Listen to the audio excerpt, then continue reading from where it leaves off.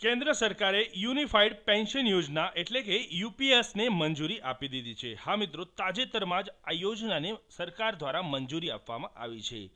તો આ વિડીયોમાં આપણે જોઈશું યુપીએસની કેટલીક મુખ્ય વિશેષતાઓ અને કેટલાક મુખ્ય તથ્યો રહેલા છે, તો તેના વિશે પરિચિત થઈશું। ચાલો નિહાળીએ વિડીયો। વડાપ્રધાન નરેન્દ્ર મોદીના નેતૃત્વમાં કેન્દ્રીય મંત્રીમંડળે કેન્દ્ર સરકારના કર્મચારીઓ માટે યુનિફાઈડ પેન્શન સ્કીમ યુપીએસને મંજૂરી આપી દીધી છે। યુપીએસ વર્તમાન નેશનલ પેન્શન સ્કીમ એનપીએસ અને ઓલ્ડ પેન્શન સ્કીમ ઓપીએસના લાભોને એકસાથે જોડે છે। યુપીએસનો ઉદ્દેશ 23 લાખ સરકારી કર્મચારીઓને સુનિશ્ચિત પેન્શન, પારિવારિક પેન્શન અને લઘુત્તમ પેન્શન પ્રદાન કરવાનો છે। યુપીએસ 1 એપ્રિલ 2025થી લાગુ કરવામાં આવશે।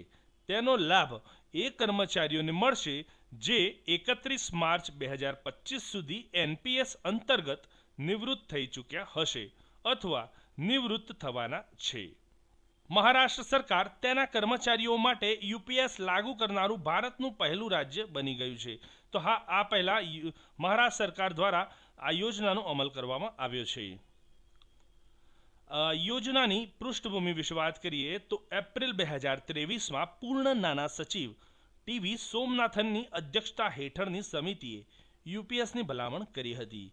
યુપીએસ વર્તમાન એનપીએસનું અપગ્રેડ છે, જેને 1 જાન્યુઆરી 2004ના રોજ અટલ બિહારી વાજપેયી સરકાર દ્વારા પેશ કરાઈ હતી। તેણે ઓપીએસનું સ્થાન લીધું હતું। એનપીએસને શરૂઆતમાં વિશેષ કરીને સરકારી કર્મચારીઓ માટે રજૂ કરાઈ હતી। બાદમાં 2009માં તેને બધા જ ક્ષેત્રોને આવરી લેવા માટે વિસ્તારિત કરવામાં આવી હતી। કેટલાક મુખ્ય તથ્યો જોઈશું।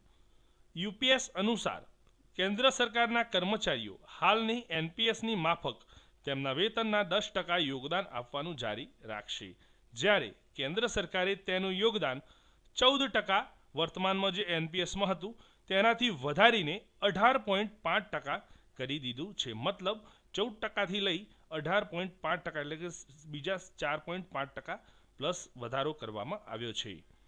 એનપીએસ અંતર્ગત હાલના કર્મચારીઓ અને વીઆરએસનો વિકલ્પ પસંદ કરનારાઓ માટે યુપીએસમાં સામેલ થવાનું સ્વૈચ્છિક છે, પરંતુ એકવાર યુપીએસમાં સામેલ થઈ ગયા બાદ તેને ઉલટાવી શકાશે નહીં।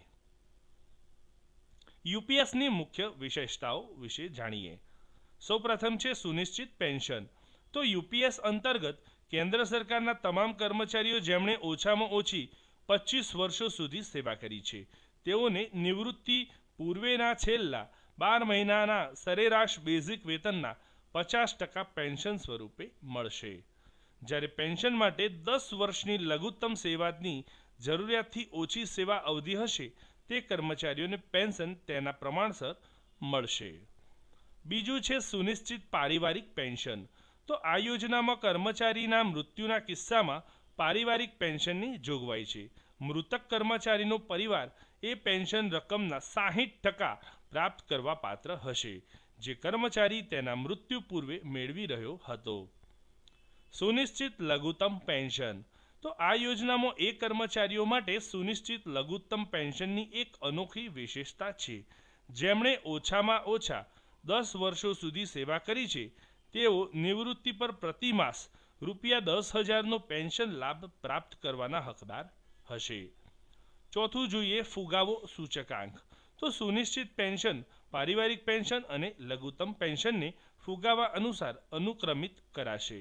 સાથે જ યુપીએસ ધારકો મોંઘવારી રાહત એટલે ડીઆર મેળવવાના હકદાર રહેશે, જે સેવામાં રહેલા કર્મચારીઓના મામલામાં all India consumer price index four industrial workers પર આધારિત હશે।